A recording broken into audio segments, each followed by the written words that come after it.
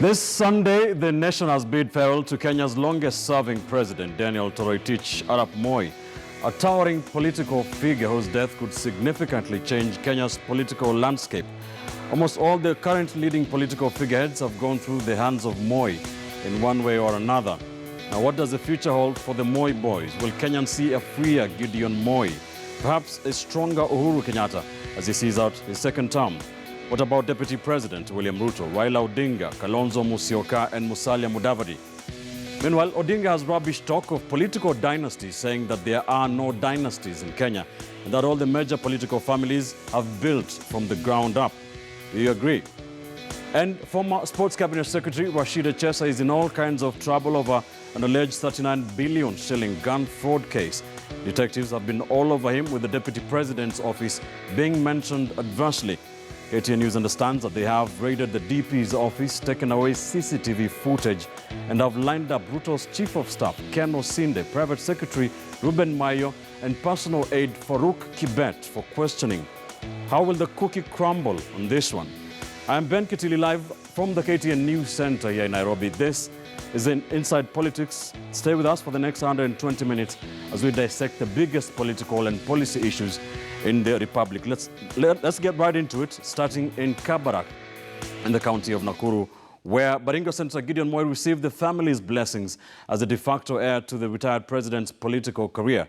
Gideon Moi was handed a symbolic famous rungu by his elder brother, Rongai MP Raymond Moi, during the send-off of the fallen former head of state.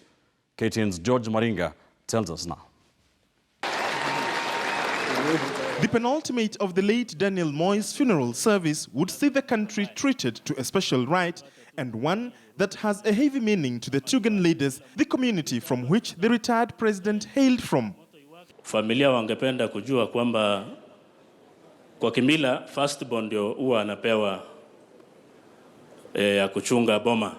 So ningependa kuita Raymond Moi, alafu atuelekeze. Nitamkabidhi Raymond. Rongai Member of Parliament Raymond Moi is now the leader of the Moi's family, and he received the rungu first. Jogo mwenyewe amelala. Ama namna gani Rongai? Heshima ya kukuwa mjumbe wa mzee for the last 7 years. Hiyo ni heshima kubwa pia. At this invocation, Raymond had a special surprise for Baringo Senator and the youngest son, Gideon Moi, one that came with a symbol. In terms of seniority and so forth, mimi ndio kweli the leader of this family now. Lakini kwa kisiasa wacha mimi naamsha Gideon. Gideon kuja. So kwa kisiasa itakuwa huyu, sibo? With the baton now in his hands, Gideon Moi accepted his new responsibility. Honestly, I was not expecting this. Nitashika, and I'll do my best. Na nitajaribu.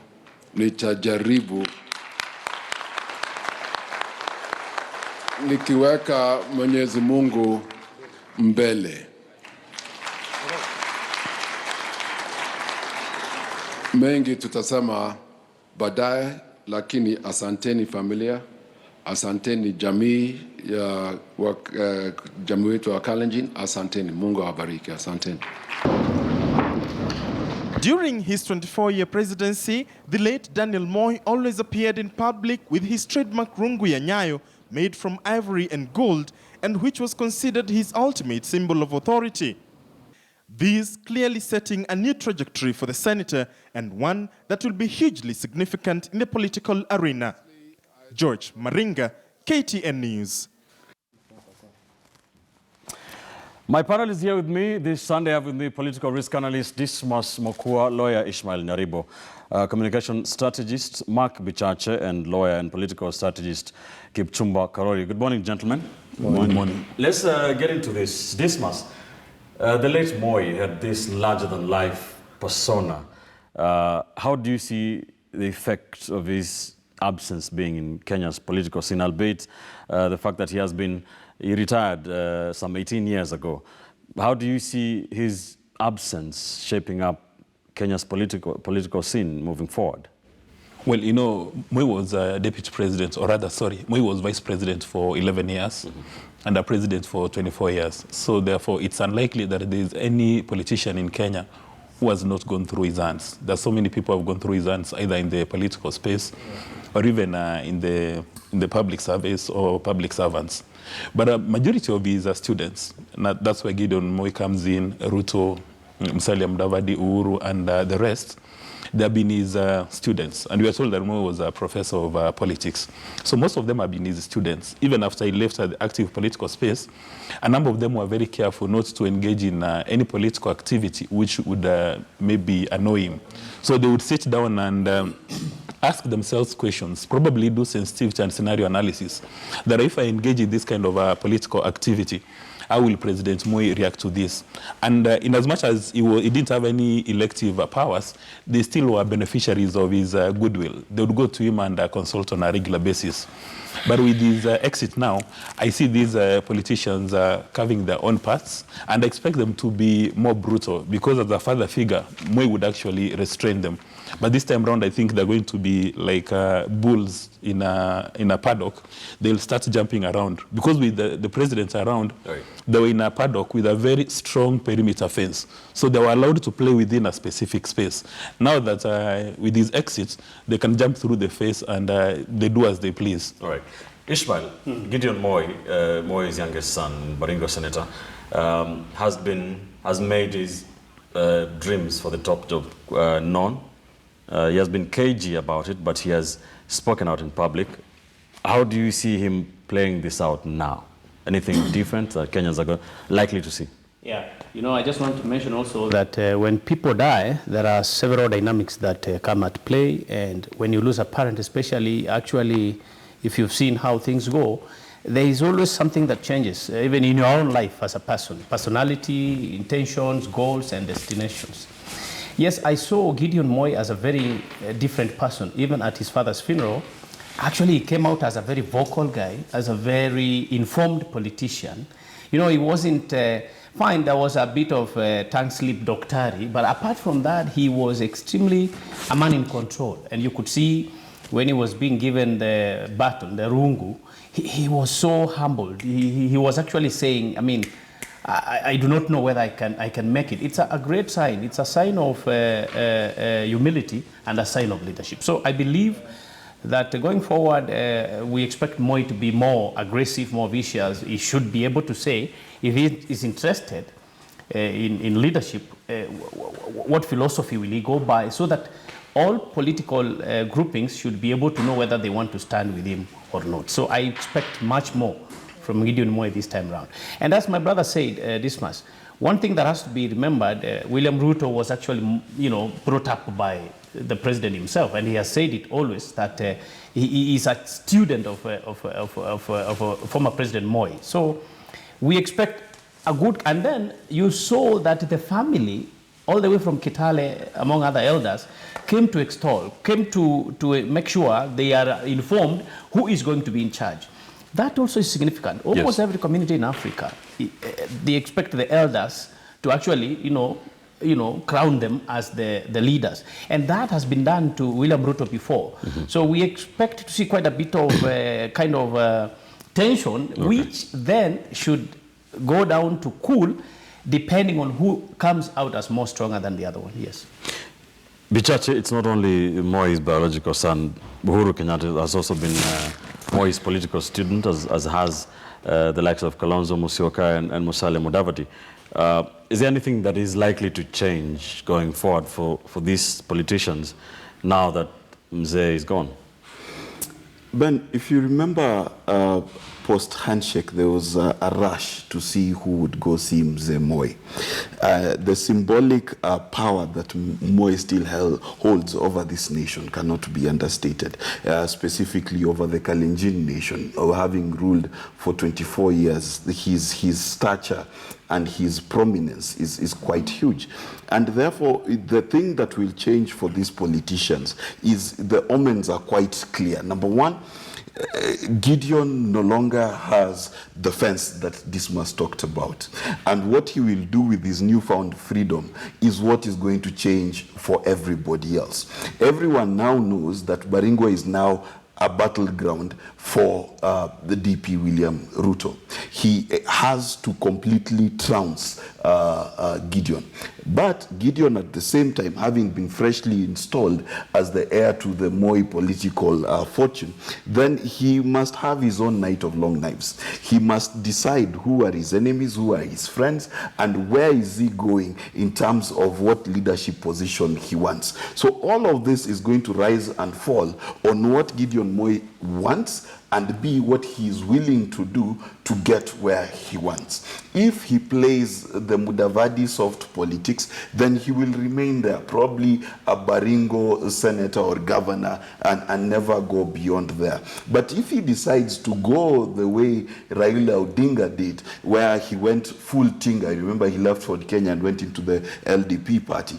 If he goes that route and begins to usurp the perceived strong men of Rift Valley, then he might very easily chart away to the presidency. But will he be able to handle the bare-knuckled politics, the brazen politics that the Kenyan political scene is rife with? The bigger question is this: can he stand toe-to-toe with William Ruto? That's a big question. Kipchumba, you understand Kalenjin or Rift Valley politics better than most of us here, probably. But how do you see this playing out, especially between the Baringo senator and the DP, moving forward now that it is a free-for-all in terms of that very important Rift Valley votes? Thank you, Ben, for the time. At times, it depends with where you look at the politics from. When you look at it from a boardroom, Gideon is a bigger politician. But when you go to the ground, in terms of Kalenjin politics, and when you remove the name Moi from him, he ranks around number 12, 13. That is the honest part. The reason being this, but you can't remove the name, can you? No, I'm saying the reason being this, Ben. One, Kalenjin politics extols bravery. Kalenjin politics extol tenacity in a man. The ability of a man to go out there and fend for himself is what Kalenjinism is all about. And that's why when you go back to the ancient Kalenjin, a man who had not gone to the hunt and to the raid and came home with chaos and with cattle was not ripe for marriage. Those are some of the things. And maybe times might have changed, but that thing of bravery is still part of the community. Two, there are things that need to be corrected. Whereas Gideon was installed as an elder of the Chepkeres family, there are issues that must be put into context. In a true Kalenjin culture, an elder is not installed in a funeral. Those are the things that now the nation must realize, so that people do not have a perception that Kalenjin elders are installed in a funeral. Two, for Kalenjin, for a man to be installed as an elder, you are anointed by elders of a different age group apart from yours. Your own brother cannot install you as an elder. That is, and it is across the African society. But coming back to the germane issue that you asked about William Ruto and Gideon Moi, I think as Gideon Moi is competing to exalt his foot as a Kalenjin elder, right, William Ruto, on the other hand, is competing, is among the front-running presidential candidates. So that is where the other problem is. Secondly, is anything likely to change? That rivalry has been there, but is anything likely to change now that Mzee is not there? With the absence of Mzee, one, you have to realize that Gideon can now enter into coalitions with people. You know, when Mzee was around, he couldn't enter into coalitions with certain people because maybe Mzee had an issue with those people. But now, he's a free politician. What will guide him now is his own will. But the other danger now that Gideon faces is this. Gideon, when you go to the Baringo politics, he has always received a half of the votes because the people around there had a lot of tremendous respect to Mzee. So half of his vote came because he was the son of, he was a Moi. And people remember the things Moi had done to them. And any time a Moi was in the ballot, it was, the pressure of not voting for Gideon was too much. But now with the absence of Mzee, the dynamics change. The other thing that you must also realize now, going forward, Gideon has for the longest time been rumored as a presidential candidate. if he does not make really straight now, he will be vanquished by the William Ruto forces, because you have to understand that even for him to be senator now, there were some agreements that were reached at some level in the last election. So where we are going now, it is where Dismas is saying the fence is no longer there, and the brood of other politicians will come in. But what you cannot underestimate him for is that he carries the Moi name. 2, he has the means. And in our Kenyan politics, when you have the name and the means, it changes the narrative. Today, Gideon Moi and let's say a politician like Mandago might be there, but if you brought press here, the press will cover Gideon Moi for the simple reason that he is a Moi. But Ben, there's some dynamics that we must not run away from. We watched the proceedings live and you covered them live. I did not see Gideon Moi being installed as an elder. Instead, he inherited President Moi's political capital.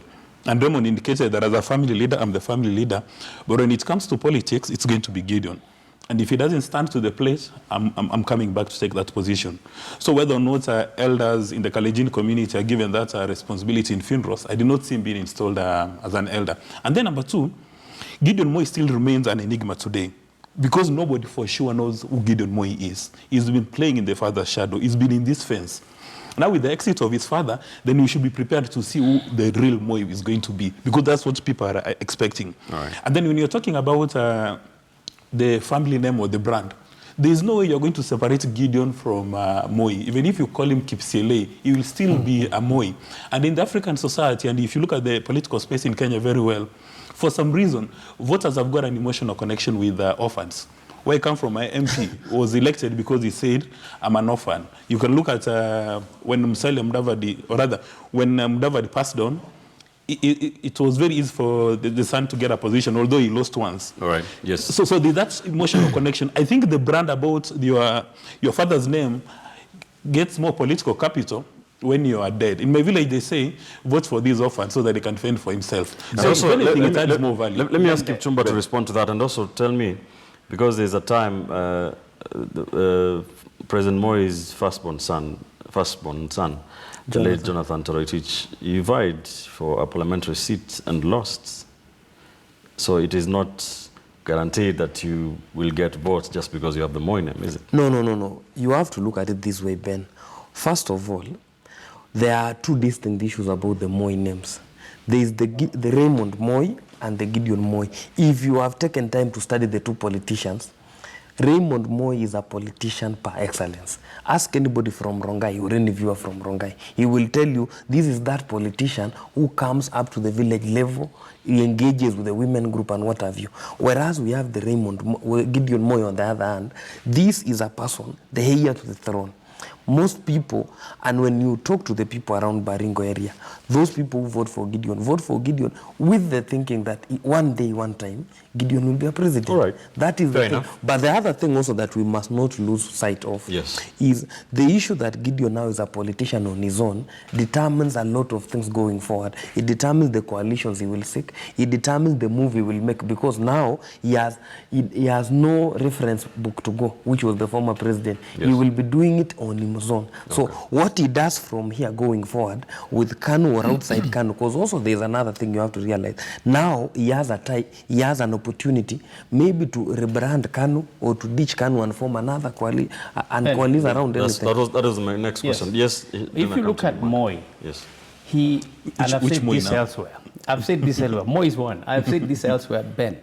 He could stop any issue at any time, politically, and now it was evident during his funeral, even in his own home. So that you cannot today really judge Gideon for not having come out to go into politics full throttle, like the other politicians do. He definitely was going behind Moi because, one, he was used to Moi. Moi was always with him more, and probably, in my view, Moi might have tamed him that way, that you must come behind, not now. So now that the president has died, it's what I said, now we can now judge him to see whether he actually again will go behind Raymond or go behind Uhuru Kenyatta or go behind another person. Then we will judge him. So in my view, he will move forward. But Kipchumba, just before you were saying something about power in the Kalenjin. You remember when Biwot's who is this who died in Kitale? Makto. Makto, I think. We would say very clearly that the Kalenjin nation wants just one thing. Power. And if they have it, they have no problem with you.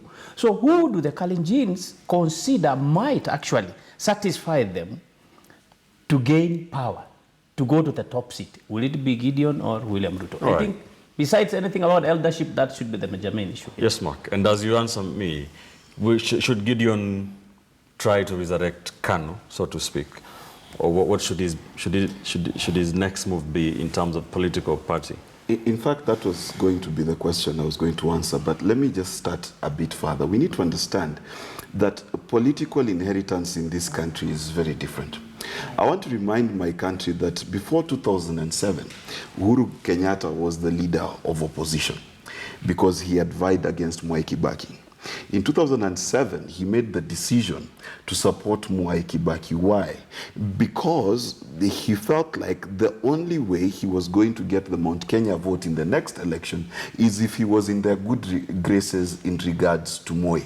Therefore, whether Gideon likes it or not, the first decision he must make is he pro-Ruto because Ruto might win and therefore get in the good books of the Kalenjin community to inherit, or is he anti-Ruto and is going to vanquish Ruto and ensure that he is the one that shows the Kalenjin people that he has access to power? And that now brings me to the question of what is a tribal bloc in this country and who is it that has these tribal blocs under lock and key.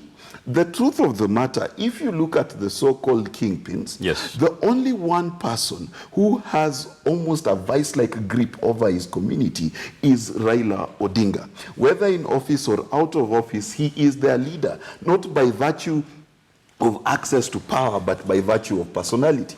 Everybody else has a maximum 10-year tenure at the helm of that community before he is kicked out. Because for most of the communities, the Kalenjin being prime, there is no one person for whom they swear fidelity to. They do not have an alloy bond to say that this is the guy who will lead us. And therefore, if the fortunes of Gideon Moi look better than that of William Ruto in regards to access of power, then believe you me, there'll be a shift in that community in terms of who they support. Because Raila Odinga today can stand in Nairobi and say, no business, it will happen. Right. Every other politician has got to pay for it. A lot of money at that. Therefore, that consideration must be put into this mix. None of these two politicians, Ruto nor Gideon, can say either by receiving a rungu or by tenure in office, they have secured the Kalenjin vote, lock, stock, and barrel within themselves. All right. Let's hold that thought, Dismas. Okay. Let's take a quick commercial break. We're coming back to this. We're not going away from it. When we come back here on Inside Politics, we'll talk about the so-called political dynasties that Raila Odinga did speak about during the burial, the funeral service of the late president, retired Daniel Arap Moi, saying there is nothing like political dynasties in this country, that indeed all the so-called dynasties, the forefathers worked hard for it, coming from nothing, citing the likes of Jaramogi Oginga Odinga, Jomo Kenyatta, and Daniel Arap Moi. Do you agree? When we come back, we'll stick with this and talk about the dynasties. Are there political dynasties in this country, and what should Kenyans do about it politically? Stay with us.